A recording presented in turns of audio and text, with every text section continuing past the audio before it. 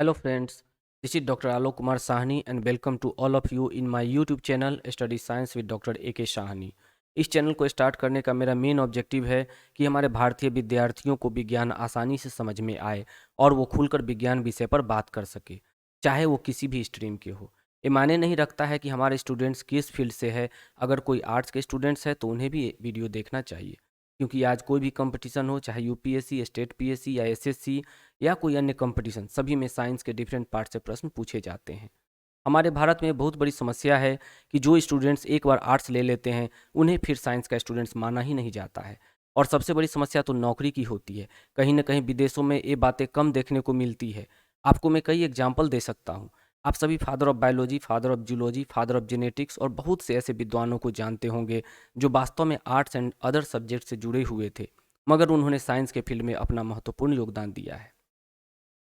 तो मैं आशा करूँगा कि हमारे देश के सभी विद्यार्थी, चाहे वो किसी भी स्ट्रीम के हो, वो मेरे इस चैनल से जुड़े और साइंस के प्रति अपना जिज्ञासा व्यक्त करें। ये मेरा पहला वीडियो होगा यूट्यूब पर और मैं आशा करूँगा कि आप लोग अपना फीडबैक ज़रूर दें ताकि मैं आगे वीडियो अपलोड करने में ध्यान रखूँ। आप सभी जानते होंगे कि teaching is a two way process और कोई भी व्यक्ति धीरे धीरे सीखता है। मैं भी अभी लर्निंग फेज में ही हूँ और मुझे विश्वास है कि आप लोग मुझे अपना सुझाव देकर और मेरे इस चैनल से जुड़कर विज्ञान की बातों पर डिस्कस करेंगे। चूँकि ये मेरा पहला वीडियो है इसलिए टाइम थोड़ा ज़्यादा लग गया, लेकिन मैं विश्वास दिलाता हूँ कि अगर आप लोग मेरे चैनल से जुड़े रहे तो साइंस के बारे में न केवल ज्ञानार्जन होगा, बल्कि इंटर, स्नातक और स्नातकोत्तर के विद्यार्थियों को उनके सब्जेक्ट से रिलेटेड मटेरियल भी मिलता रहेगा और कंपटीशन के स्टूडेंट को साइंस पोर्शन क्लियर करने में मदद मिलेगा। तो चलिए आज हम लोग एक सिंपल टॉपिक से शुरू करते हैं।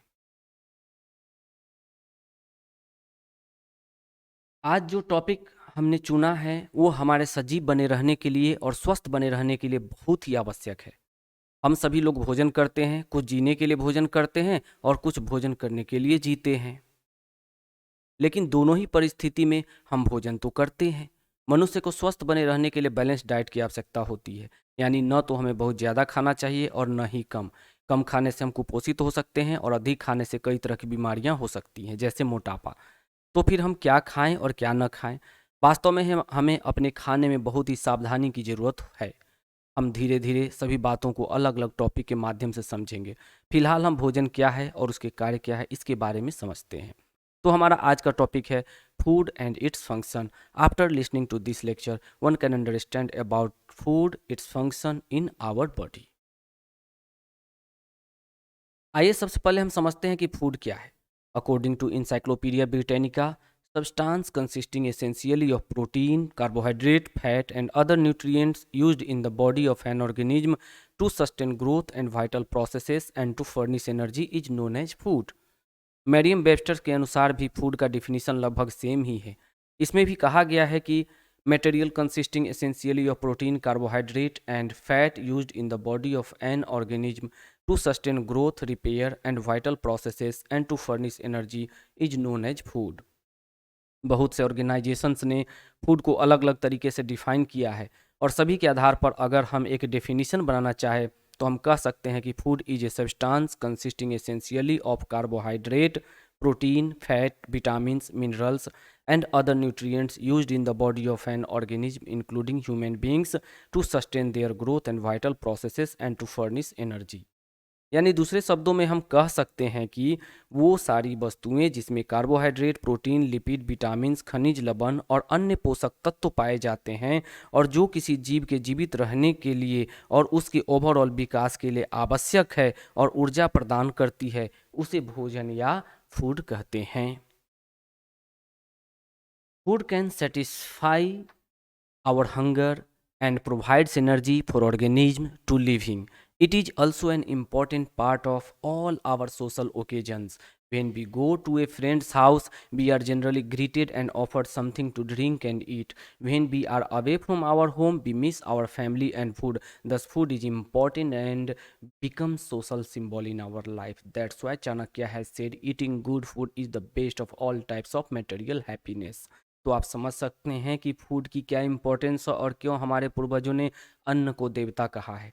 Origin of food generally belongs to kingdom Animalia and kingdom plenty, but we can obtain our food with other kingdom also, like mushroom from fungi, lactobacillus from bacteria, and spirulina from cyanobacteria और blue green algae. इसके बारे में हम लोग आगे detail में discuss करेंगे।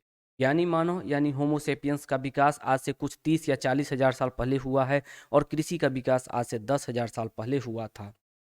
उसके पहले मानव अपना भोजन शिकार करके और भोजन को इकट्ठा करके किया करते थे, लेकिन after hunting and gathering period agriculture becomes main method of food security for human beings.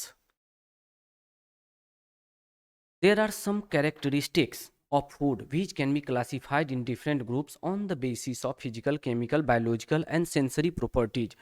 Physical characteristics include shape, color, size, surface condition, texture, freshness, defects, total solids, etc. Chemical characteristic may be nutritional value, moisture content, functional value, pH, food additive, chemical contaminants, etc. Example of biological properties may be total bacteria, total coliform bacteria, total mold free from pathogenic moss, etc.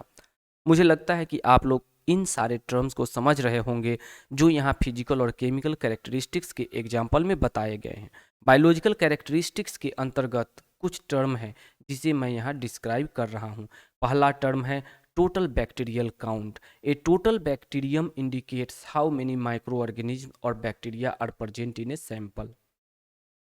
यानी किसी sample में, जैसे कि milk के पर millilitre sample में bacteria colony के number की काउंटिंग टोटल बैक्टीरियल काउंट कहा जाता है।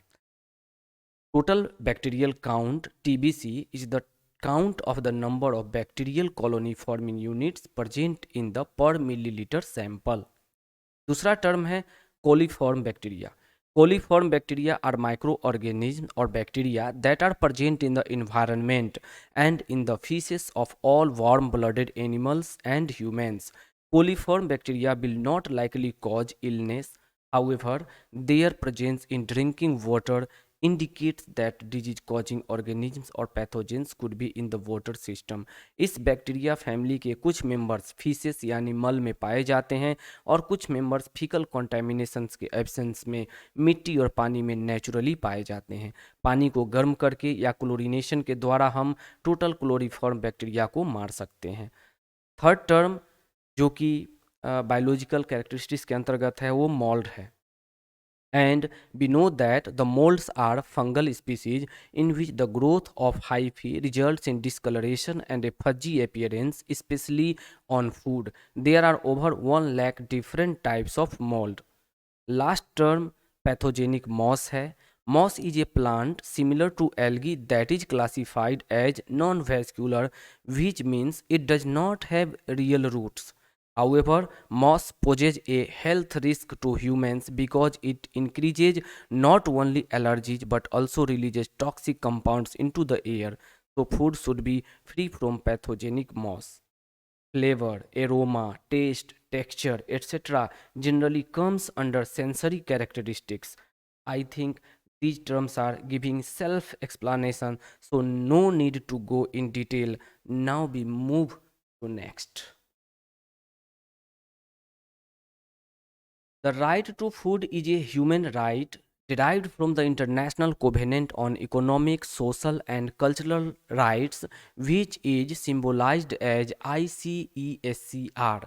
ICESCR recognized the rights to an adequate standard of living, including adequate food, as well as the fundamental right to be free from hunger. There are many organizations which are monitoring the food safety and food security.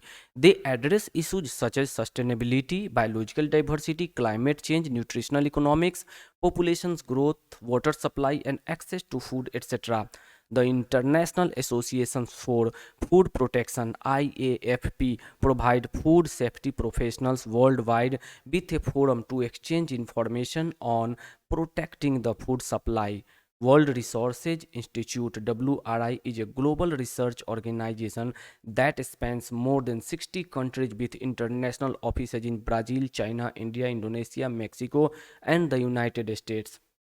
Regional offices in Ethiopia for Africa and the Netherlands for Europe, and program offices in the Democratic Republic of Congo, Turkey, and the United Kingdom More than 1,000 experts and staff of World Resources Institute turn big ideas into action at the nexus of environment, economic opportunity, and human well-being. The United Nations World Food Programme (WFP) is the leading humanitarian organization saving lives and changing lives, delivering food assistance in emergencies, and working with communities to improve nutrition and build resilience. The Food and Agriculture Organization (FAO) is a specialized agency of the United Nations that leads international efforts to defeat hunger. Goal of Food and Agriculture Organization is to achieve food security for all and make sure that people have regular access to enough high quality food to lead active healthy lives. The International Food Information Council (IFIC) is a non-profit educational organization with a mission to effectively communicate science-based information about health, nutrition, food safety, and agriculture. These are the different direct or indirect sources of food. We are not only able to obtain food from plants and animals, while we can also obtain our food from fungi, bacteria, and cyanobacteria, as we have already discussed. Different types of mushrooms like oyster, button, and milky white mushrooms are the example of food which obtained through fungi. Lactobacillus found in curd is comes under bacteria, and spirulina is the example of food obtained through cyanobacteria. अनाज, दलहन, तिलहन, सब्जी, फल और औषधीय पौधों के बारे में आप सब जानते ही हैं कि ये सब हमें पौधों से प्राप्त होता है। मीट, मछली, अंडा और दूध इत्यादि हमें जानवरों से मिलता है। ये सब आप लोग भली भांति जानते हैं। फफूंद से भी हम लोग भोजन प्राप्त करते हैं और ये बहुत ही फायदेमंद भी है। आप मशरूम को कई तरह से भोजन में शामिल कर सकते हैं। इसके पाउडर को दूध में या सब्जी में डालकर भोजन में शामिल किया जा सकता है। सब्जी के बारे में तो कहने ही क्या है, वेजिटेरियन लोगों के लिए ये मीट के समान है। मशरूम के बारे में डिटेल में हम अलग से वीडियो बनाएंगे। अभी हम लोग अपने टॉपिक पर ही रहते हैं। लैक्टोबैसिलस के बारे में आप लोग जानते ही होंगे कि ये शुगर को लैक्टिक एसिड में कन्वर्ट करता है। बिजरिंक ने 1901 में लैक्टोबैसिलस को खोजा था। यह एक gram positive bacteria rod shaped होता है और स्पोर का फॉर्मेशन नहीं करता है। स्पाइरुलिना के बारे में भी शायद आप लोगों ने सुना होगा। स्पाइरुलिना का जो 100 ग्राम का सूखा पाउडर होता है वो लगभग 290 किलो कैलोरीज यानी कि 1200 किलो जूल ऊर्जा प्रदान कर सकती है। सूखे हुए स्पाइरुलिना में 60% से ज़्यादा प्रोटीन होता है, 24% से ज़्यादा कार्बोहाइड्रेट होता है एंड 8% से ज़्यादा फैट होता है। इसके साथ साथ वाटर और अन्य न्यूट्रिएंट्स भी इसमें पाया जाता है। स्पाइरुलिना इन्हीं सब कारणों से लॉन्ग टर्म स्पेस मिशन में डाइटरी सप्लीमेंट के रूप में इस्तेमाल किया जाता है। अब हम लोग फूड के बारे में बहुत कुछ समझ चुके हैं और कॉन्फिडेंटली फूड को एक्सप्लेन कर सकते हैं। अब तक हम लोगों ने जो डिस्कस किया है उसी के आधार पर हम फूड को क्लासिफाई करने की कोशिश करेंगे, यानी कि फूड को डिफरेंट ग्रुप में बांटने की कोशिश करेंगे। Food can be classified on the basis of different aspects like origin, composition, and predominant function. On the basis of origin, it may be primarily two types like foods of animal origin and foods of plant origin. It may be energy yielding, body building, and protective food on the basis of predominant function. On the basis of chemical composition, food may be classified into protein, fat, carbohydrates, vitamins, and minerals. Foods may also be grouped into organic and inorganic types. यहाँ हमने food को जिन जिन group में divide किया है वो सारे term हम लोग मैट्रिकुलेशन से पढ़ते आ रहे हैं, so we will not go in detail. अगर आप लोगों को किसी टर्म को समझने में प्रॉब्लम हो तो कमेंट सेक्शन में ज़रूर लिखें। वैसे बाद में मैं जब केमिस्ट्री के टॉपिक को डिस्कस करूँगा तो इन सारे टर्म के बारे में चर्चा होगी। अभी फ़िलहाल हम लोग टॉपिक पर ही रहते हैं। The body of a healthy man is composed of roughly 62 to 63% water, 16 to 17% protein, 12 to 13% fat, 6 to 7% minerals, and less than 1% carbohydrate, along with very small amount of vitamins and other miscellaneous substances. संसार के सभी देशों ने अपने अपने अनुसार food को कई ग्रुप में बांटा है, जिससे कि उनको उनके नागरिकों को अच्छी और पौष्टिक भोजन दिलाने में आसानी हो सके। इस संदर्भ में अमेरिका का 100 साल का इतिहास रहा है, जिसमें उसने कई फूड ग्रुप प्लान दिए, जिसमें 4 food group plan, 7 food group plan और 11 फूड ग्रुप प्लान प्रमुख है। इंडिया के न्यूट्रिशन एक्सपर्ट ग्रुप ICMR ने 5 फूड ग्रुप प्लान को सजेस्ट किया था। United state department of agriculture ने 1992 में एक फूड ग्रुप पिरामिड को भी सजेस्ट किया था। 4 फूड ग्रुप प्लान को 4 मेजर ग्रुप में बांटा गया था। मिल्क ग्रुप के अंतर्गत मिल्क, चीज, आइसक्रीम इत्यादि को रखा गया था, जबकि मीट ग्रुप के अंदर पशुओं का मांस, मछली और अंडा आदि को रखा गया था। वेजिटेबल फ्रूट ग्रुप के अंदर सभी सब्जी और फलों को इंक्लूड किया गया था। अनाज के अंतर्गत ही दलहन और तिलहन आदि को भी रख दिया गया था। यही कारण है कि USDA को फिर से 7 ग्रुप प्लान लाना पड़ा। इस नए ग्रुप में उन्होंने वेजिटेबल और फ्रूट को अलग कर दिया और वेजिटेबल को भी 2 अलग ग्रुप में बांट दिया। एक नए ग्रुप बटर को भी जोड़ दिया गया।